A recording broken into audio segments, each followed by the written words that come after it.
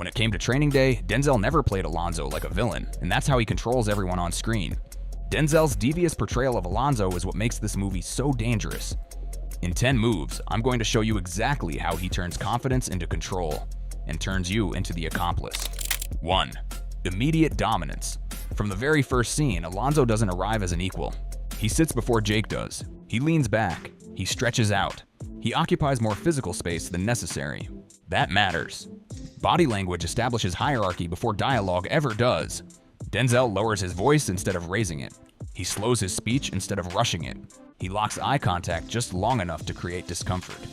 Dominance established in the first 30 seconds rarely gets overturned. Jake doesn't realize it, but he's already adjusting himself. Posture, tone, deference. And once one character adjusts, the hierarchy is set.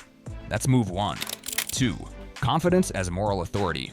Alonzo never debates morality. He never explains himself like he needs approval. He assumes he's right, and that assumption becomes contagious. There's a subtle difference between saying something with conviction and saying something like the conversation is already over. Denzel chooses the second option. Notice how often Alonzo finishes statements flat. No upward inflection, no hesitation, no searching for validation. He speaks as if his worldview has already won. And when someone presents certainty with zero hesitation, people default to believing it. Not because it's logical, because it feels stable. That's authority performance.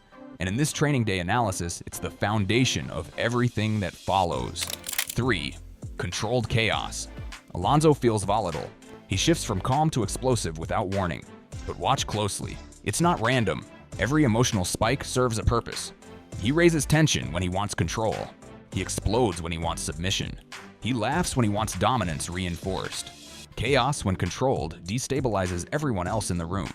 Jake doesn't know what version of Alonzo he's getting next, and uncertainty forces compliance. When the emotional climate feels unstable, people look for the most confident voice in the room. Alonzo makes sure that voice is always his. That's psychological manipulation disguised as charisma. 4. Forced complicity. The marijuana scene is one of the most important psychological pivots in the entire film. It's not about drugs. It's about commitment. Alonzo pressures Jake into smoking, not aggressively, but strategically. He frames it as bonding, as trust, as loyalty. And once Jake participates, the power dynamic shifts. Because now Jake isn't just observing corruption, he's part of it. Psychologically, once someone participates in wrongdoing, they're more likely to justify it. It reduces cognitive dissonance. Alonzo knows this instinctively. He doesn't corrupt Jake overnight. He makes him complicit step by step. That's manipulation through shared guilt, and it's one of the smartest dominance tactics in the entire Denzel Washington performance. 5. Isolation as strategy. Alonzo separates Jake from safety early. No partner to lean on. No neutral authority to compare perspectives with. No safe voice to recalibrate against. Isolation increases dependency. When someone removes your support structure, you begin relying on the person who remains. Jake spends the entire day in unfamiliar territory, and the only constant in that territory is Alonzo, which means Alonzo becomes the anchor, even if he's the threat. That's strategic isolation, and it's a textbook move in real-world power dynamics. 6. Reputation as reinforcement. Alonzo doesn't have to introduce himself everywhere. His reputation precedes him everywhere he goes. Other characters react with a mixture of fear, respect, and caution. That reaction reinforces his dominance without him lifting a finger. Reputation amplifies authority. When others treat someone as powerful, observers follow the cue. Denzel plays this subtly. He never overplays intimidation. He lets the reactions around him do the heavy lifting. Power borrowed from myth is still power, and Alonzo Harris knows how to weaponize it. 7. Emotional whiplash.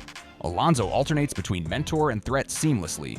One moment he's teaching, the next moment he's testing, then mocking, then encouraging again. This emotional inconsistency destabilizes Jake's internal compass. When emotional predictability disappears, people shift into survival mode. And survival mode doesn't question authority, it adapts to it. Denzel's vocal modulation is critical here. He lowers his tone during intimidation. He speeds up slightly during aggression. He softens during false mentorship. It creates emotional turbulence, and turbulence forces submission. 8. Rationalized corruption. Alonzo never labels himself corrupt. He reframes everything as realism. The world is brutal, unforgiving, survival-based. And within that worldview, his actions feel practical, necessary, efficient. When wrongdoing is framed as survival, it becomes harder to challenge. Because now, opposition feels naive. Alonzo doesn't defend corruption. He defends competence. And that's far more persuasive. That's why Training Day still hits decades later. It doesn't feel exaggerated. It feels possible. 9. The illusion of choice. Throughout the film, Jake is offered choices, but they're structured choices, paths designed to end at the same destination. Alonzo presents options to maintain the appearance of autonomy, but he controls the outcome. The illusion of control keeps people compliant. If someone believes they chose their path, they're less likely to resist it. Denzel subtly emphasizes this by asking questions that aren't really questions. The tone implies only one acceptable answer, and Jake follows the script without realizing he's reading it. That's advanced psychological dominance. 10. The collapse of the alpha. The final act is where the psychological arc completes. When the neighborhood turns on Alonzo, his dominance collapses. The reputation fades. The control evaporates. Confidence without reinforcement becomes desperation. Watch Denzel's physicality here. The shoulders tighten, the speech accelerates, the authority cracks. For the first time, Alonzo is reacting instead of directing. And that contrast is what makes the performance legendary. Dominance is powerful, but dominance without support is fragile. And when it breaks publicly. That final unraveling is what earned Denzel Washington the Academy Award.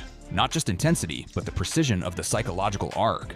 Training Day works because Alonzo isn't a caricature. He's persuasive, he's confident, he's composed. Until he's not. Denzel Washington didn't just play a corrupt cop.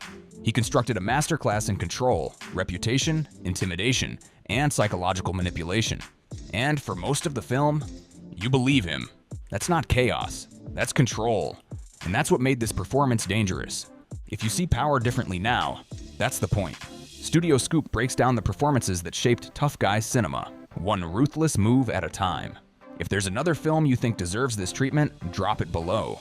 Because dominance in movies isn't accidental, it's built, and we're just getting started.